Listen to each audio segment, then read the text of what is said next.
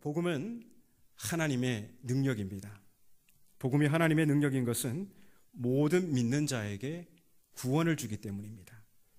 여기서 구원이라는 것은 생명을 창조하는 능력입니다. 생명을 창조하는 능력, 여기에 복음과 복음 아닌 것의 절대적 차별성이 있습니다. 생명을 창조하는 능력이 있는 복음은 참 복음이고, 생명을 창조할 수 없는 복음은 거짓 복음입니다. 그렇다면 어떻게 복음이 생명을 창조할 수 있는 능력일 수 있을까요? 복음 안에 하나님의 의가 나타나기 때문입니다. 하나님의 의는 언약에 신실하신 하나님의 행동, 약속을 반드시 지키시는 하나님의 행동을 가리키는 말입니다. 오늘 우리에게 하나님의 의는 예수 그리스도의 십자가와 부활을 통해서 나타났습니다. 우리가 믿는 하나님은 예수 우리 주를 죽은 자 가운데서 살리신 복음의 하나님이십니다. 그래서 예수 그리스도의 십자가와 부활은 이스라엘과 온 인류를 구원하시겠다는 하나님의 오랜 약속이 성취된 사건입니다. 이 언약 성취의 핵심에 생명을 창조하시는 하나님의 능력이 있습니다. 그래서 예수 그리스도의 십자가와 부활을 통해 나타난 하나님의 의, 즉 생명을 창조하시는 하나님의 능력은 철두철미 믿음으로 반응하는 사람에게 그 효력이 발생됩니다. 여기까지가 로마서 1장 16절 17절의 주제 진술입니다. 그리고 이 주제 진술이 끝난 후 1장 18절부터 4장 25절까지 계속되는 내용은 전부 복음에는 하나님의 의가 나타나서 라고 하는 17절 진술을 풀어내는 내용입니다. 즉 복음 속에 하나님의 의가 어떠한 방식으로 우리에게 알려졌는지에 관한 내용들입니다. 하지만 바울은 하나님의 의가 나타나는 방식을 18절부터 곧바로 설명하지 않습니다. 바울은 먼저 하나님의 의가 계시되기 전 세상의 상황을 설명하고 있습니다. 왜냐하면 바울이 그려내는 하나님의 의 이야기에는 어둠과 밝음이라는 뚜렷한 대조가 나타나기 때문입니다. 하나님의 의가 밝음이라면 그 밝음이 드러나기 이전 인간의 상황은 어둠입니다. 즉 하나님의 의가 나타나기 전까지는 아무런 희망을 말할 수 없는 인간 세상에 절대적 어둠의 이야기가 있다는 것입니다. 그래서 그림으로 설명하자면 어둠이라는 색깔은 도화지 배경이고 밝음이라는 색깔은 그 배경 위에 그리는 그림입니다. 다시 말하면 어둠이라는 인간의 파국적 현실의 도화지에 밝음이라는 하나님의 의가 그려졌다는 것입니다. 1장 18절부터 3장 20절까지는 인간 세상의 어둠에 관한 이야기입니다. 3장 21절에 그러나 이제 율법과 상관없이 하나님의 의가 나타났습니다 라는 바울의 선언이 있기 전까지는 바로 그 내용들을 다루고 있습니다. 그런데 바울은 1장 19절에서 32절에서 먼저 이방인들의 어둠 이야기를 고발합니다. 요약하면 이렇습니다. 이방인들은 하나님의 하나님 되심을 인정하지 않았다. 스스로가 인생의 주인이 되어서 자기의 뜻을 관철하고 고집하는 그런 사람들이었다. 그러자 하나님은 주권을 넘겨주셨다. 그러자 그 결과 인간 세상에 온갖 불의한 일들이 자행되므로 창조 질서의 교란이 일어났다. 여기까지가 지난 3시간 함께 다루었던 내용을 요약한 것입니다. 제가 반복해서 요약해드리는 이유가 다음의 이해를 돕기 위해서입니다. 자, 이제 지난 시간은 이방인의 불경건과 불의, 그들의 어둠의 이야기를 다루었죠. 자, 그 내용을 편지로 읽고 있는 로마에 있는 유대계 그리스도인들, 과연 어떤 반응이었을까요? 분명 이방인의 죄를 고발하는 바울의 글을 읽고 편지를 읽고 그들은 고개를 끄덕이고 가끔은 무릎도 탁 치면서 바울의 편지에 맞장구 쳤을 것입니다. 왜냐하면 유대인들은 우리는 이방인과 다르다라는 고매한 선민의식에 고취되어 있었기 때문입니다. 그런데 2장부터 갑자기 분위기가 바뀝니다. 이방인을 겨냥했던 어둠의 이야기는 이제 유대인을 정조준합니다. 2장 1절, 그러므로 남을 판단하는 사람아. 남을 판단하는 사람이 누구입니까? 유대인들이죠. 바울은 그들을 향해 칼끝을 겨눕니다. 2장 1절, 누구를 막론하고 네가 핑계하지 못할 것은 남을 판단하는 것으로 네가 너를 정죄함이니 판단하는 네가 같은 일을 행함이니라. 바울의 논증은 매우 간단합니다. 이방인을 판단하는 유대인이 실상은 똑같은 일을 저지르고 있다는 것입니다. 이렇게 되면 어떤 결과가 따라옵니까? 하나님의 선택에 의해서 그들은 하나님의 진노로부터 면제받습니까? 아니죠. 2절을 함께 읽겠습니다. 2절 함께 읽겠습니다. 이런 일을 행하는 자에게 하나님의 심판이 진리대로 되는 줄 우리가 아노라. 그가 이방인이든 유대인이든 이런 일, 1장 19절부터 32절까지 다루었던 이런 일을 행하는 자는 그가 이방인이든 유대인이든 하나님의 심판을 피할 수 없습니다. 그런데 유대인들은 그들이 아브라함의 자손이고 하나님의 말씀을 위탁받았고 할례를 행했다는 몇 가지 신학적 자부심으로 구원의 확신에 취해 있었습니다. 바울은 그릇된 확신에 취해 있는 유대인들을 향해 계속해서 논리적인 진술을 이어갑니다. 3절에서 5절을 함께 읽겠습니다. 시작. 이런 일을 행하는 자를 판단하고도 같은 일을 행하는 사람아, 네가 하나님의 심판을 피할 줄로 생각하느냐?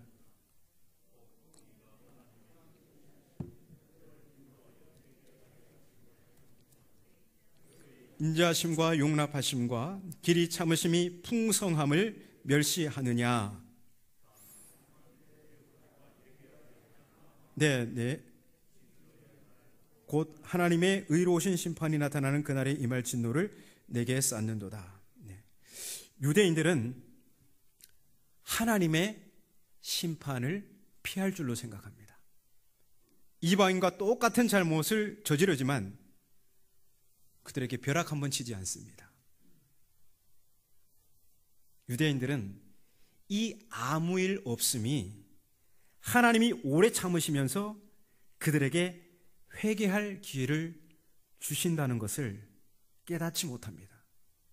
오히려 그들은 하나님의 풍성한 인자하심과 용납하심과 길이 참으심을 멸시하고 있습니다. 이런 유대인들의 구원에 대한 자신감은 과연 정당한 것일까요? 5절을 다시 한번 읽겠습니다. 5절 시작. 다만 내 고집과 회개하지 아니한 마음을 따라 진노의 날, 곧 하나님의 의로우신 심판이 나타나는 그날에 임할 진노를 내게 쌓는도다. 바울은 유대인들의 신념이 희망찬 미래를 담보할 수 없다고 합니다. 오히려 그들의 고집과 회개하지 않음은 예수 그리스도의 재림을 통해 하나님의 의로우신 심판이 나타나는 그날에 임할 진노를 쌓고 있는 것입니다. 그러면서 바울은 구약과 신약의 일관된 신념인 행위 심판 원칙을 들고 나옵니다. 우리 6절에서 8절을 함께 읽겠습니다. 시작. 하나님께서 각 사람에게 그 행한 대로 보응하시되 참고 선을 행하여 영광과 존귀와 썩지 아니함을 구하는 자에게는 영생으로 하시고 오직 당을 지어 진리를 따르지 아니하고 불의를 따르는 자에게는 진노와 분노로 하시리라. 아멘. 이 말씀이 의미하는 바가 무엇일까요? 하나님은 유대인이나 이방인을 막론하고 모든 사람을 어떤 신학적 신념이 아니라 그들의 삶을 근거로 심판하신다는 겁니다. 바울이 행위 심판 원칙을 재천명하는 이유는 우리는 열외야 라고 말하고 싶었던 유대인을 겨냥한 것임을 잘 드러내는 대목입니다. 그래서 바울은 본문 3절에서 유대인을 향해 네가 하나님의 심판을 피할 줄로 생각하느냐라는 수사 의문문을 던집니다. 수사 의문문은 답을 얻기 위한 물음이 아니죠. 어떤 사실을 강하게 긍정하거나 어떤 사실을 강하게 부정할 때 사용하는 수사법입니다. 여기서 바울이 강조하는 사실이 무엇입니까? 네가 하나님의 심판을 피할 줄로 생각하느냐? 여기서 바울이 강조하고자 하는 내용이 무엇입니까? 이방인을 욕하면서 같은 일을 행하는 유대인들은 결코 하나님의 심판을 피할 수 없다는 사실을 강조하는 겁니다. 이제 바울은 9절부터 11절에서 차별 없는 하나님을 다시 한번 강조하고 있습니다. 우리 9절에서 11절까지 말씀을 함께 읽겠습니다. 시작.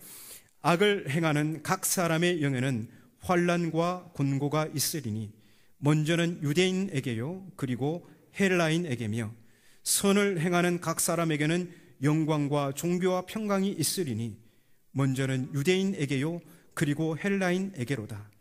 이는 하나님께서 외모로 사람을 취하지 아니하심이라. 아멘. 유대인이나 헬라인으로 대표되는 모든 이방인은 그가 행한 삶의 결과에 따라 판단받습니다. 왜 그렇습니까? 하나님은 외모로 사람을 취하지 않기 때문입니다. 외모로 사람을 취하지 않는다는 말의 의미는 그 사람의 중심을 본다는 얘기가 아닙니다. 여러분은 어떻습니까? 하나님께서 여러분의 마음의 중심을 보시면 좋습니까? 저는 자신 없습니다. 제 중심을 제가 잘 알기 때문입니다. 여러분 정말 여러분 중심에 대해서 자신 있으십니까? 하나님이 우리의 외모를 보지 아니하시고 중심을 보신다면 여러분 정말 자신 있으십니까? 사무엘상에 있는 나 여호와는 중심을 보느니라, 이 번역도 사실은 조금 재론돼야 될 번역입니다. 외모로 판단하지 아니하신다는 말의 의미는 하나님은 외면적 조건에 좌우됨 없이 공평하게 차별 없이 사람을 대하신다는 겁니다. 아브라함의 자손, 하나님의 말씀을 위탁받은 것, 할례, 안식일, 음식 규정과 같은 이런 외면적 조건들은 하나님의 심판을 피할 수 있는 면책특권이 되지 않는다는 사실입니다. 그래서 역설적이게도 유대인에게 있어서 복음을 가로막는 가장 큰 장애물은 우리는 저들과 달라 이렇게 말하면서 유대인과 이방인의 경계를 가르는 그 선 있죠? 선을 딱 가르는 배타적인 선민의식, 또 하나님의 말씀을 위탁받았다는 자부심, 또 몸에 행하는 할례, 또 안식일을 지키는 것, 우리는 이런 부정한 음식을 안 먹어, 그러면 정결한 음식, 이런 것들이 복음을 가로막는 가장 큰 장애물이었다는 사실입니다. 사실 이런 것, 복음을 방해하지만 않는다면, 진리를 가로막지만 않는다면 이거 다 좋은 거잖아요. 하나님이 주신 거잖아요. 그런데 안타깝게도 하나님이 주신 그것들을 잘못 사용함으로 그게 복음을 가로막는 가장 큰 장애물이 됩니다. 갑작스레 유대인들의 낯이 얼마나 뜨거워졌을까요? 구약에도 이런 난감한 상황에 맞닥뜨린 사람이 있습니다.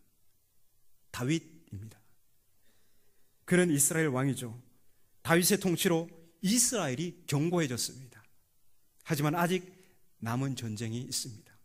다윗은 왕궁에 남아있고 부하들은 암몬과의 전쟁을 위해 출전합니다. 어느 날 저녁 때에 다윗이 왕국 옥상을 거닐다가 한 여인이 목욕하는 모습을 보게 됩니다. 너무너무 아름다워 보였습니다. 사람을 보내 그 여인이 누군지 알아보니 지금 암몬과의 전쟁에 출전 중인 우리아라는 장수의 아내 밧세바였습니다. 다윗은 욕망을 절제하지 못하고 밧세바와 동침을 하고 그 여인은 임신을 하게 됩니다. 임신 사실을 알게 된 다윗은 그 사실을 숨기기 위해 전장에 있는 우리아를 불러들여 산의 진미와 술을 먹인 후에 그의 아내와 동침하게 합니다. 하지만 충신 우리아는 전장에서 야영하며 생사를 가늠할 수 없는 동료들을 생각하니 도저히 아내와 동침할 수 없었습니다. 다윗은 자신의 계략에 실패하자 그의 군대 장관 요압을 시켜 비밀리에 우리아를 맹렬한 전투 가장 앞자리에 세워서 죽게 합니다. 다윗이 행한 이 일이 하나님 보시기에 악했습니다. 하나님께서는 나단을 보내 다윗을 책망하십니다. 선지자 나단은 다윗 왕 앞에 서서 한 이야기를 들려주죠. 어떤 고을에 두 사람이 있는데 한 사람은 양과 소가 엄청 많은 부자이고 또 한 사람은 암양새끼 한 마리가 전부인 가난뱅이였습니다. 어느 날 부잣집에 나그네가 찾아옵니다. 나그네를 잘 대접하는 것이 유대인의 관습인지라 부자는 그 관습에 따라 부자를 대접하려고 합니다. 그런데 막상 대접하려고 하니까 너무너무 아까운 겁니다. 그래서 이웃집 가난한 사람의 암양새끼를 빼앗아서 그것으로 나그네를 대접하며 생색을 냅니다. 이 이야기를 듣고 있던 다윗 왕이 노발대발합니다. 하나님의 이름까지 소환하여 맹세하며 그 일을 행한 부자는 마땅히 사형에 해당한다고 주장합니다. 또한 율법에 따라 4배의 배상을 해야 한다고 덧붙입니다. 정말 부자는 우리가 생각해도 나쁜 놈입니다.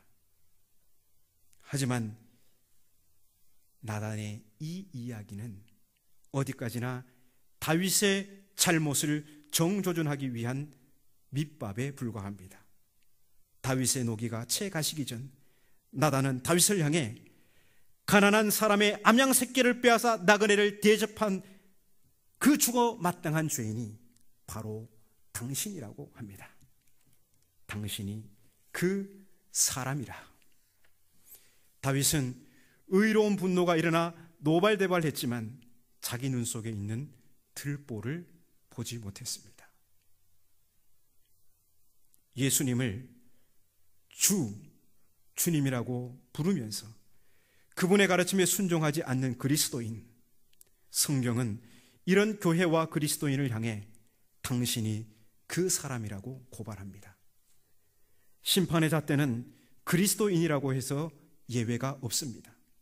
성경은 누구도 예외 없이 하나님의 공정한 심판대 앞에 선다고 합니다. 요래의식, 그것은 과거 유대인들의 근거 없는 자신감이자 오늘 순종 없는 명목상 그리스도인의 근거 없는 자신감입니다. 성경의 하나님은 인종, 문화, 빈부귀천, 남녀노소 누구나 차별 없이 그가 행한 대로 심판하십니다. 유대인들이 아브라함의 자손이라는 민족적 혈통과 하나님의 말씀을 위탁받았다는 특권의식과 할례를 통한 하나님 백성됨에 기대어서 구원을 확신했지만 이런 구속사적인 우선성과 특권들은 이 권리들을 선용해서 모든 민족의 복이 되라는 하나님의 간절한 열망으로 주신 것들입니다. 우리 교회가 얼마 전 항존직을 선출했습니다. 교회가 항존직을 선출할 때 성도들이 특정 후보자를 지지해 준 것은 그 직분을 자랑하라는 뜻이 아닙니다. 그렇죠? 장로로 임직받아서, 안수 집사로 임직받아서, 권사로 임직받아서 그 권리에 걸맞는 품격과 고매한 순종을 바치라고 성도들이 소중한 한 표를 행사한 것입니다. 이러한 바람은 하나님의 바람이자 온 성도들의 바람인 것입니다. 만일 이미 항존 직분을 감당하고 있는 분들과 임직 예정자들이 이러한 하나님과 성도들의 바람을 가볍게 여기고 직분의 무게에 합당한 순종을 바치지 않는다면 마지막 결산의 날 주인의 공정한 심판의 잣대를 결코 피할 수 없습니다.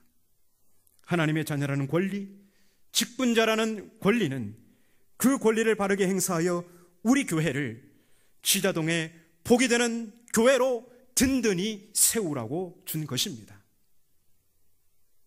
어제 점심시간에 김주환 전도사님과 냉면을 먹으러 갔습니다. 육전 냉면을 하는 한 식당에 가니까 사람들이 너무 많은 겁니다. 그래서 다른 육전 냉면을 하는 식당에 갔습니다. 거기도 마찬가지였습니다. 왜 사람들이 이렇게 많나 했더니 어제가 어버이날이었습니다. 그러고 보니까 테이블에 앉은 사람들의 구성이 부모님과 자녀들 또 손주들도 이렇게 있었습니다. 어버이날을 맞이해서 외식을 나온 것이죠. 그리고 오늘 이렇게 어버이 주일 여러분을 이렇게 뵙게 됩니다. 여러 가정과 마찬가지로 저도 부모님이 좋아하시는 음식과 용돈으로 하루 늦었지만 오늘 저녁에 어버이날을 기념하려고 합니다. 그러나 그와 같은 자식된 의무와 더불어 부모님에 대한 참효도는 부모님의 말씀을 무겁게 여기는 것이라 생각합니다. 내 부모를 공경하라고 말씀하셨을 때 그 공경이라는 단어가 본디 의미하는 바가 무겁게 대하라라는 의미입니다. 바로 내 부모를 공경하라, 이 하나님의 가르침은 내 부모의 말씀을 무겁게 받아들이라는 가르침이기 때문에 그렇습니다. 복음 안에서 하나님의 자녀된 우리가 영적 부모이신 하나님에 대한 으뜸과는 효도는 주일 성수와 11조와 같은 종교적 권리와 의무를 넘어서서 그분의 마음을 헤아리고 그분의 말씀을 무겁게 여기며 범사에 순종하는 것입니다. 그럴 때 우리는 당신이 그 사람이라 라는 선지자의 책망이 아닌 하늘로부터 너는 내 사랑하는 아들이다, 내가 너를 기뻐한다 라는 아버지의 음성을 듣게 될 것입니다. 여러분 모두가 그리스도의 말씀에 철두철미 순종함으로 오늘 우리의 모든 삶의 자리에서 언약에 신실하신 하나님의 그 생명을 창조하는 능력을 날마다 받아 누리시기를 주님의 이름으로 축복합니다.